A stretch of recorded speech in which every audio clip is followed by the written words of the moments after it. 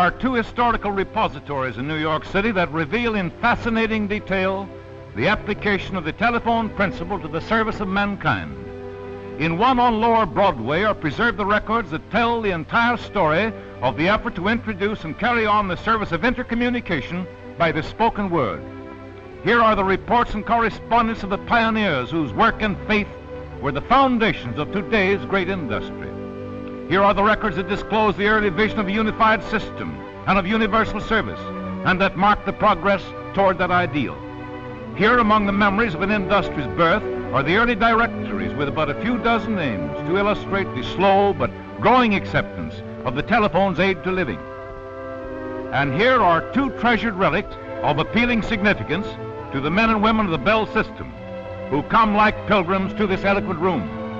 One is the grant issued on March the 7th, 1876, proclaiming Alexander Graham Bell to be the inventor of the medium of communication we call the telephone, though it was then officially designated as an improvement in telegraphy. The other is the notebook of Bell's assistant, Thomas Watson, with its casually penciled record of the first complete sentence that human ear ever heard over a wire. Bell's sudden call on March the 10th, 1876. Mr. Watson, come here, I want you.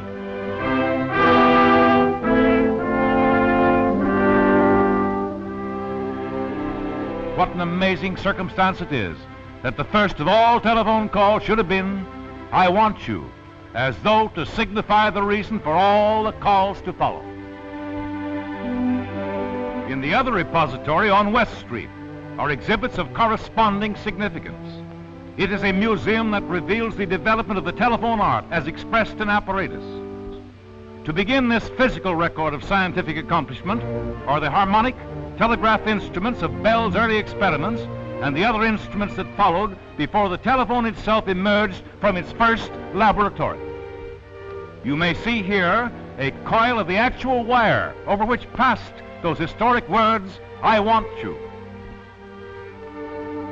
There is the great company of telephones which progressively represent the improving standards of service. There are switchboards at which sat the friendly operators of another day. Preserved here and appropriately labeled are historic transmitters through which speech first rode the radio waves across the seas, and others with which presidents have talked with the heads of many nations in dedicating new telephonic links to distant lands. Here are sections of cable to mark the development that brought about today's technical and manufacturing triumphs with their amazing capacity for circuits. From a few dozen wires to thousands is the progress that this dated sequence tells.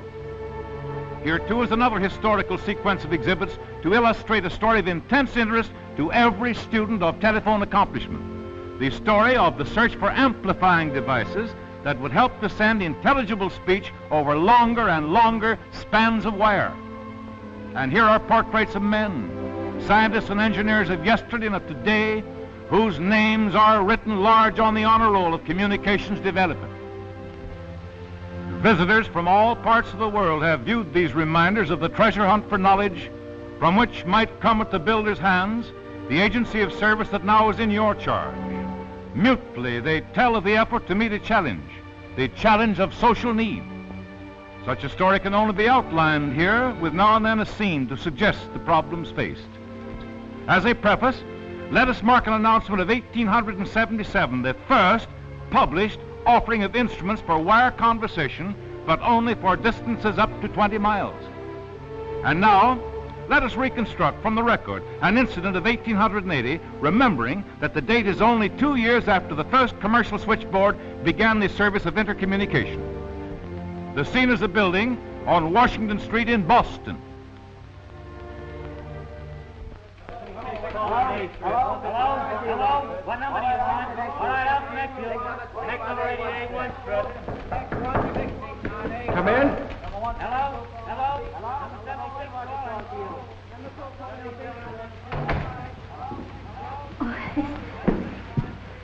This is the telephone office, isn't it? Sure. All the telephone talk goes right through this room. My. Well, then perhaps you can help me. You see, I have no telephone. It's mostly the business people who have. That's why I'm here. And I want to talk with my son about his father. All right. I guess we can fix it for you.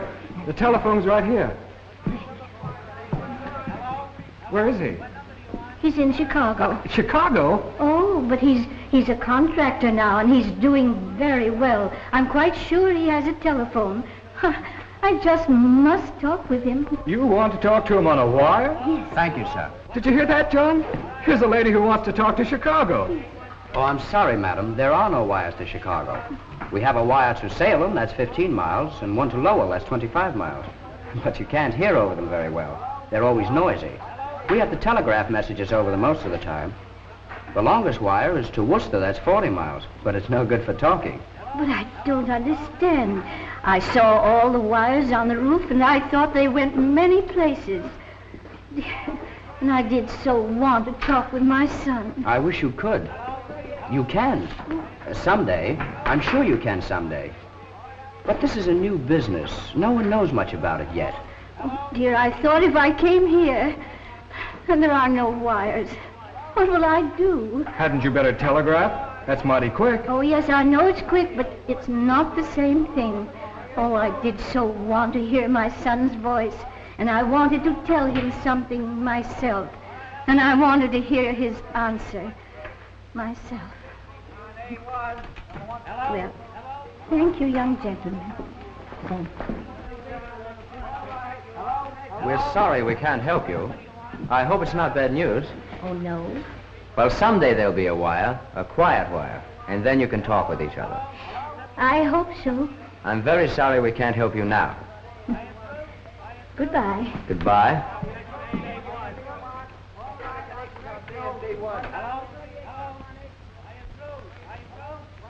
What was the use of all that stuff about a wire to Chicago? You must have lost some of your buttons, John Carty. That's what I think. It's going to come someday, Harry. Something tells me it's coming. It has to come. Why does it have to come? We're busy enough now, with the Boston folk wanting express companies and banks and wholesale houses. Who wants to talk to Chicago? That's 1,000 miles. Who wants to talk to Chicago? Well, that lady does. She expected to. You know, Boston banks would talk to Chicago banks if they could. And Chicago people would talk to Boston people. There'll be a wire someday because it's needed. And to other cities just as far away. Something tells me. Ha! Something tells you. It's one of the little folk who's been whispering to you. It's coming, Harry. It's got to come. We're going to talk to Chicago and farther yet. It's all in Mr. Bell's discovery. That's complete. It's a principle. Someone will find out how to use it better. Something tells me. Something tells me.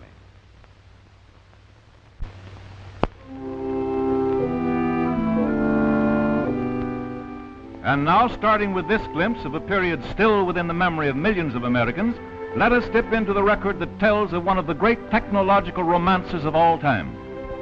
The telephone art had yet to be developed. Electrical engineering was not yet a course of study in American colleges. There were only about 200 communities where a primitive service had been introduced to a doubting public. In all America, there were fewer telephones than you will find today in 7 or 8 New York office buildings. A telephone circuit was part wire and part earth, with the speech it carried, of course, at the mercy of any electrical disturbance in earth or air.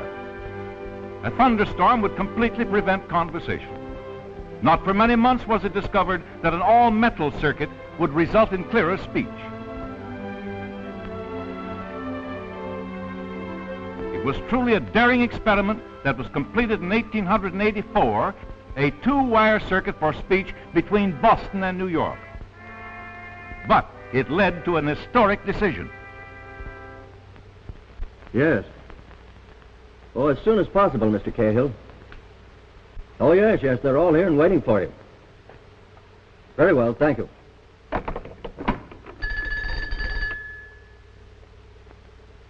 Mr. Cahill will be here in a few minutes with the certificate of incorporation, ready for our signatures.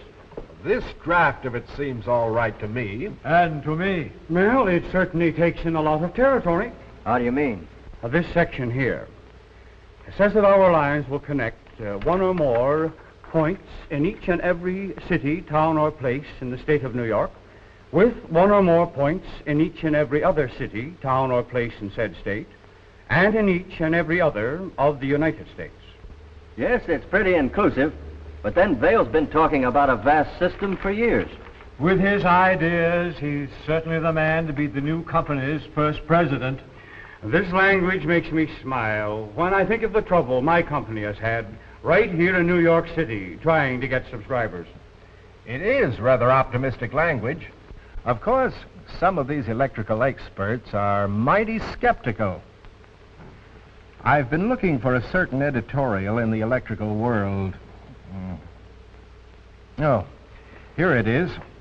It is probable that in the near future, business communications by telephone between cities separated by hundreds of miles will be an everyday occurrence. But it will be a luxury for the few, bearing the same relation to telegraphy in general that traveling in Pullman cars does to ordinary railroad travel. That may be the way it looks now. But the line to Boston is being used by all sorts of people, even though it isn't very good. We'll find ways of making the service popular. Well, let's hope the next line down to Philadelphia will work better. A lot of my New York subscribers say they need it. Good morning, gentlemen. Good morning. Good morning, J.L. Sorry I kept you waiting. That's perfectly all right, my boy. Well, I've got the final draft. Have any changes been made, Mr. Cahill? Only one. Now, if you gentlemen will turn to page 3, where it says, in each and every other city, town, or place in said state, and in each and every other of the United States, and in Canada and Mexico, got it? This is to be added.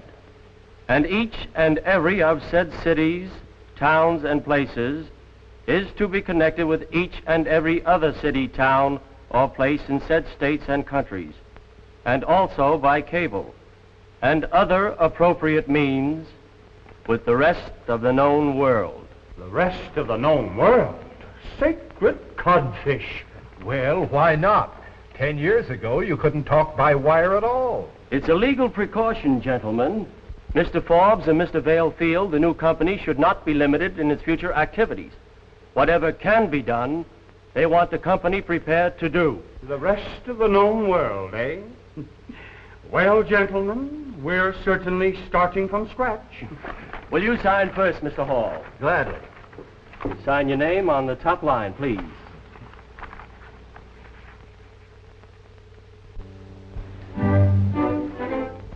So it was that in February 1885 there came into existence the organization you call the AT&T Company, founded in the infancy of the telephone to pioneer long-distance service, but destined 15 years later to become the central company of your system.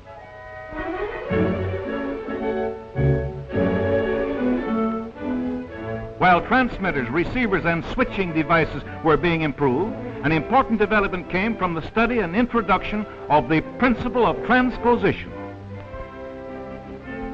The application of this interesting principle involved shifting the current path by interchanging the position of the two wires of the circuit.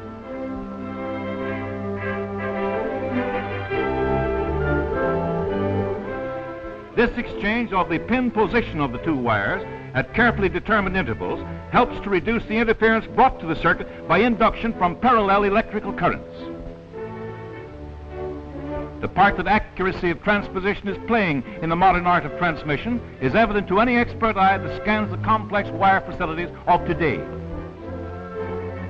Thus, with all wire circuits, the transposition principle, an organized laboratory investigation for every department of telephone activity, there was encouragement to the effort to link together the growing telephone organizations. Yet, when wires were made to talk 1,000 miles in 1892, the accomplishment only emphasized the character of obstacles still to be overcome. Come in.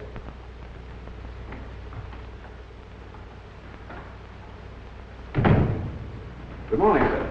I'd like some information about your service. Sit down, sir. Thank you. What would you like to know? Well, this new service to Chicago is going to be very useful to us. Our agents there think so, too. We usually can understand each other fairly well if we speak carefully and not too loud. But how about the Far West? We have important agents on the Pacific Coast. When can we telephone to them? I'm afraid that's something nobody knows. But surely you're going to put up more wires. Of course. But 1,000 miles is about the limit for talking. But, sir, I don't understand. A wire is a wire. We can telegraph to the Pacific Coast. Yes, a wire is a wire. But a telephone circuit and a telegraph circuit are entirely different things. Let me explain it to you very simply.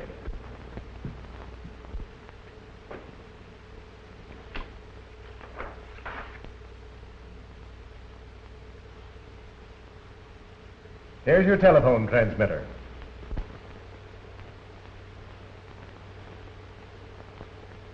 Here's a receiver. Here is the battery that furnishes the electrical current. Here's a wire circuit.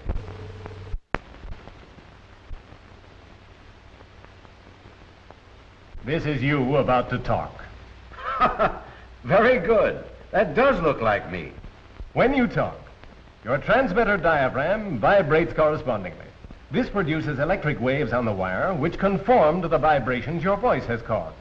The electric current makes the receiver diaphragm vibrate. These vibrations are similar to those of the transmitter diaphragm.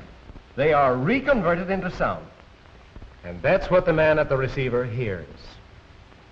I understand all that. It seems very simple. But if the electric waves reach Chicago, why not San Francisco? They will, but the speech would not be intelligible. You see, the electric waves which represent your voice grow weak with distance. Then they get smothered by the other waves on the wire. What other waves? Oh, electrical disturbances and other things. We call it noise. When your speech level gets down to the noise level, the man at the other end of the wire won't hear it. So that's it. That's the situation. What we need is a device that will take the electric current when it becomes weak, restore it to its original strength, and keep unchanged the wave pattern that represents your speech. Sounds like a fine idea. Oh, we have the idea, but we haven't found the device. When we do, we'll have better lines. The only alternative is to increase the size of the wires and space them farther apart. Well, why not do that? Here's the kind of wire used on the new circuit to Chicago. What we call the number 8 size. This means 870 pounds of copper to the mile. The two wires must be spaced about 12 inches apart. At certain intervals, they are transposed. Transposed? Yes. That helps to overcome induction. Induction? That's what causes the noise I was telling you about. Now, we could string wires all the way across the country, but they'd have to be larger than these number 8s, and with wider spacing. Probably, 24-inch spacing would do the job. Well, if you can do it, I think you should do it. I want to use those wires. It's a matter of economics, sir. A circuit like that would need thousands of pounds of copper per mile. To support the added weight, more poles would be needed, or else heavier ones. With a wider spacing, fewer wires could be carried on the cross arms. The investment would be tremendous. So you can imagine what the rate would be. Maybe $100. Would you want to pay that? No, of course not. Still, at times, it might be worth more than $100. Well, there's the fundamental problem. To make wires talk, and to make it worth your while to use them. I see. Well, I guess you fellows know what you're doing. I saw Mr. Bell's invention at the Centennial in '76. You've gone a long way since then. I suppose I should be grateful for what we have. Well, thank you very much. Goodbye, sir. Goodbye. I hope you'll recommend the service to your friends. I'm doing that all the while. I suppose someday you'll have a lot of wires to Chicago and pack them in one of those cables I see around town. No cable to Chicago, I'm afraid. You can talk through cables less than 100 miles. Guess we'll stick to these number 8s up on poles where we can watch them. Good day, sir. Goodbye.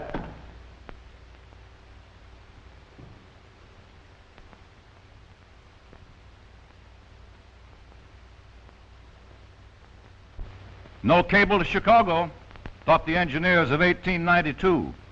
There was no scientific experience that could foresee it.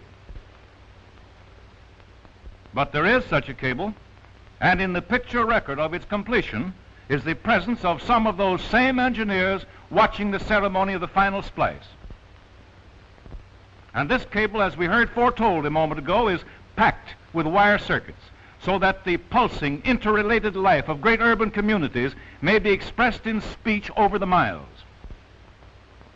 In the record, too, is a still more significant reminder of progress, a type of cable with only 4 conductors providing channels for hundreds of simultaneous conversations. And while glancing at these exhibits of development, let us mark still another achievement. It is the grouping in a single sheathing of 4,242 strands of insulated wire that may be buried so confidently beneath the city's streets as channels for the speech of its citizens. Certainly, an exciting transmission problem, that of making cable circuits conform to the needs of changing times. Yet its intriguing history is but one of 1,000 chapters in the telephone story, each replete with the thrills of discovery, of technical application, of development and change to match progress in 1,000 directions. It is a record that reveals the astonishing ramifications of scientific persistency. There's a half-century of history for you installers to read if you would know about the 100 and more types of transmitters and receivers preceding the instruments that today you put to work so skillfully, and you with switching mechanisms in your care. A vast literature awaits you if you would retrace the path leading back to the beginning of intercommunication. You men of the cables and open wires who build the lines and keep them efficient for the flying speech of this modern day, look in the record if you would know what went before the writing of your present manuals of technique. And you guardians of the amplifiers that help to make a whisper recognizable around the world, there's historic drama for you in the record of engineering and laboratory adventuring that gave you your tools of today. Deduct from the telephone art what a search of this record will disclose, and you have left, as you all know, nothing but the first crude instrument. The temptation to explore that record here is strong indeed, but there is time to pause at but a few of the pages that refer to this anniversary story. Our narrative is still in the early 90s. There were 300,000 telephones in the nation. From all important population centers, the lines were spreading to suburban areas. A system of long-distance lines was growing, but its limited range is revealed in a special directory of that day, a book listing all the telephones in America that were connected with this system by all metal circuits. It was called a national directory. Yet, the telephones it listed were in only 14 states, and 1,000 miles was still the limit for talking. But men were thinking, men were experimenting.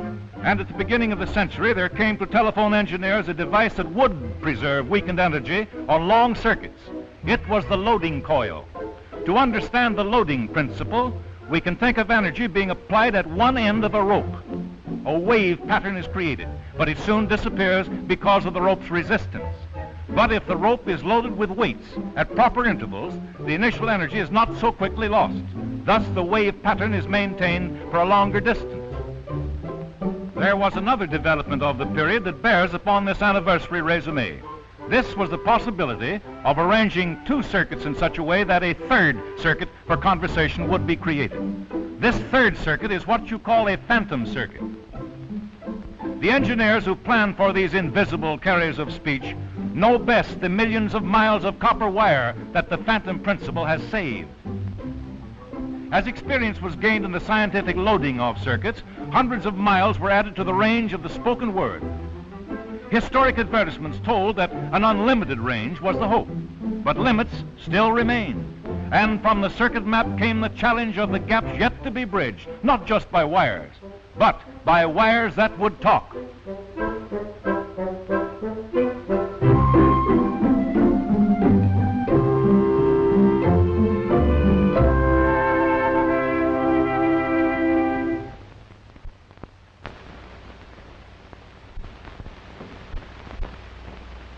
Excuse me. The door was open, so I walked in. That's all right. Won't you sit down? Thank you. I'm after some information about your service. I'm rather a large user. In fact, my firm uses several of your private wires. You probably should talk with the commercial manager. I'm an engineer. Well, that reminds me, sir. I talked with one of your engineers nearly 20 years ago. He said something about waves. Said you needed something that would make the long-distance wires talk farther. He must have meant a repeating device or an amplifier. Something of that sort? Well, that was it. I'm glad you found it. Oh, we've been developing repeaters for several years, but we haven't solved the problem by any means. I thought you had. Why, down at the office, we often talk to St. Louis, Omaha. Service is pretty good, too. And now this statement by your president in the morning paper says we soon have service to the coast. Oh, he doesn't say soon, does he? No. He just believes that universal service is on the way. Well, I'm afraid I read it hastily. What is the difficulty? You say you have those repeater things. Yes, but they've got to be better. Much better. We're in a peculiar position. We know definitely what we need, and it doesn't even exist. That puts it right up to us, doesn't it? I just can't grasp the problem. The problem is to get the telephone waves to the distant end with volume enough, without distortion, and without picking up a lot of noise. Now, the lines we're using are loaded with... Loaded? With what? Well, loading in telephony is rather difficult to explain to the layman. But it means that coils of wire, like this, wound on iron cores, are introduced into the line every few miles. They don't add additional energy, but they do conserve what we have. They make the entire length of telephone line more efficient. What are these thingamajigs you call repeaters? They are also devices which are introduced into the line, but much farther apart than loading coils. They actually introduce new energy into the line to restore the electrical current when it becomes weakened. Well, can't you use your coils and your repeaters together? Now you've named one of the most tantalizing problems in our engineering. Here's the most important element in the repeaters we're using today. If we put a repeater, employing one of these elements, on a loaded circuit, the result is fairly good, up to a certain distance. Well, if one of them helps, why not use a lot of them? It can't be done. If we use more than one on a circuit, there's distortion, and other troubles too. There's no point in transmitting badly distorted speech, is there? Then Denver is the limit from here. It really is a little bit more than the limit. We aren't very proud of that circuit. It's all very confusing. You've improved your line, still you need a repeater. Use a couple of repeaters, and right away you hurt your line. I never dreamed it was such a scientific matter. Let me put it briefly. There are three considerations to this problem of getting your remarks in New York over a wire to, well, let us say San Francisco. First, the best possible amplifying devices. Second, the best possible lines made suitable for those devices. Third, the best possible circuit arrangements for combining the two. Now, I suppose that sounds pretty technical. Yes, don't tell me any more. I'm mixed up enough already. What I mean is, everything must be engineered to work together. When we get the amplifier we're after, we may have to make adjustments in the loading, or else the amplifier won't operate. The circuit arrangements may have to be changed. We don't know that yet. Every improvement affects everything we've got already. That's telephony. Well, good luck to you. I hope you find what you're after. We expect to do it. It's our job to do it. We have a splendid scientific organization. Some brilliant men have been assigned to this particular problem. We're not going to give up. When you hear that we have a line to the coast, a line that talks, you'll know that America has given something mighty important to the world. It certainly will be important. Well, thank you, sir. Goodbye. Goodbye.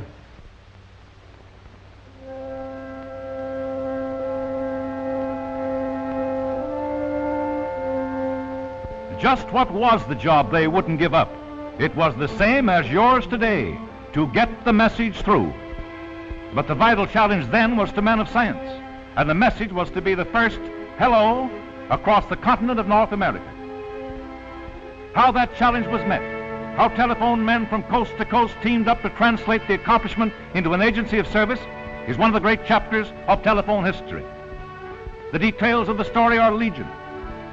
They involve the activities of an army led by foresight and faith and inspired by a compelling sense of high purpose in an adventure of exciting significance. to the Western telephone organizations was to come a pioneering building assignment that demanded the utmost in enthusiasm, in skill and devotion. In the record is the name of every man who helped in that construction task. Every surveyor, teamster, cook, lineman, groundman, foreman, superintendent, engineer. And the men of the long lines at headquarters and along their circuits all the way to the Rockies had coordinating responsibilities of the most exacting character that call for equal devotion and skill. It was an army that moved. It was an army that achieved. Of its activities on a wide and changing front, there can be but the merest hint in this anniversary tribute. Build that line to California. We'll make it work. We must develop another type of repeater. New York wants a report on our lines west of Denver. New York's talking about a phantom group clear across the country.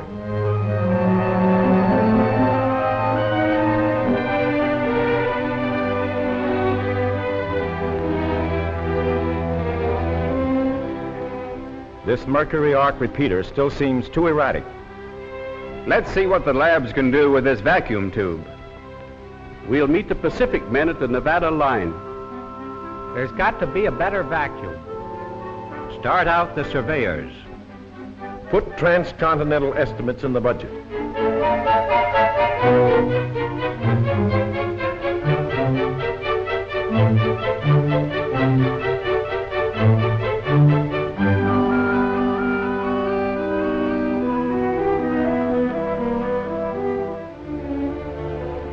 Keep up the mathematical research. Rebuild and repair to Salt Lake. Then 130 miles west, all new. Present construction to the Reno area. Then 400 miles east, all new. Set up 3,500 miles of artificial line for testing.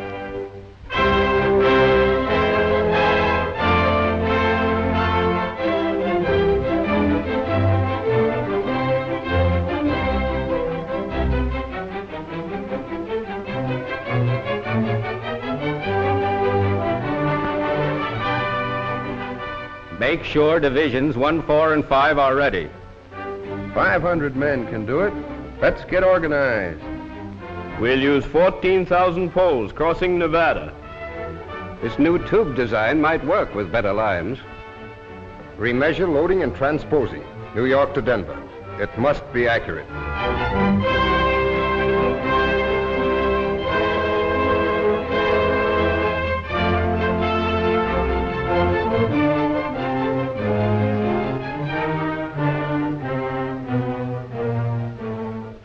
The boss says 23,000 transpositions, including phantoms. The temperature, still 130.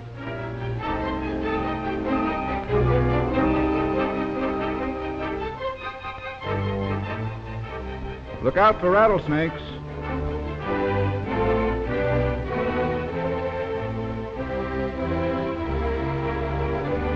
Some job, this loading.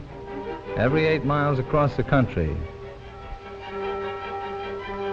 Repeaters ready for the first test? All ready. 3 kinds.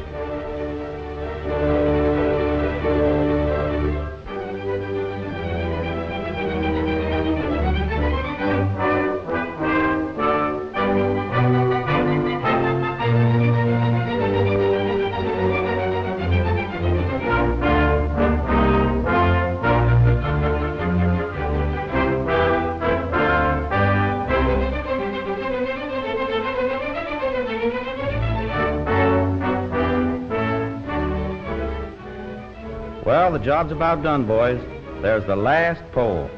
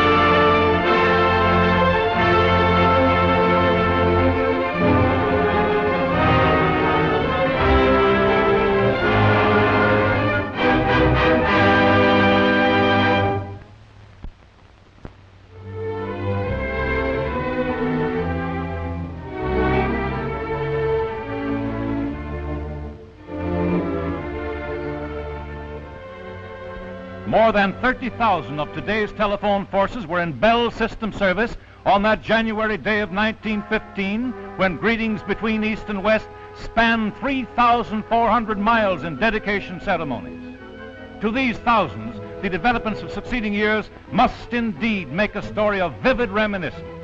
On that day, there was a single overland route, a so-called phantom group of 3 circuits only, a voice highway hailed as a miracle.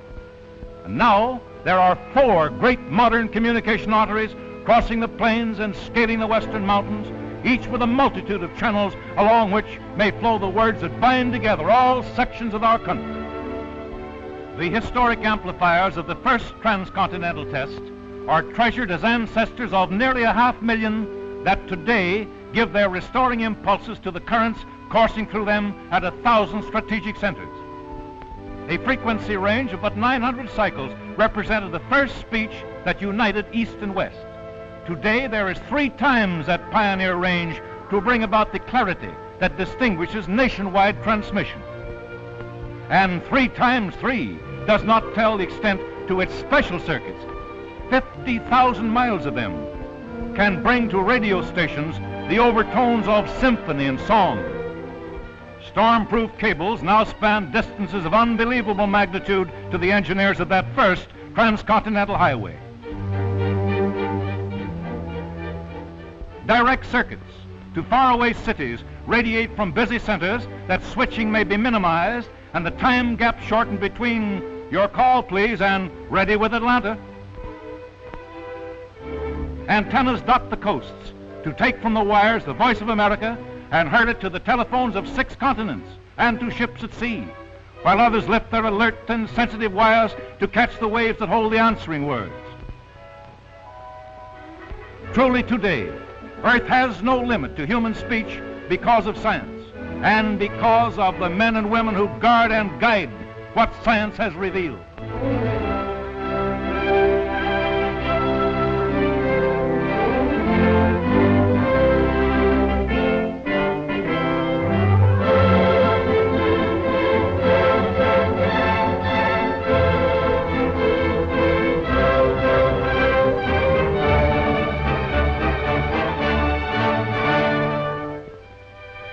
Someone will find out how to use it better. Something tells me. Something tells me.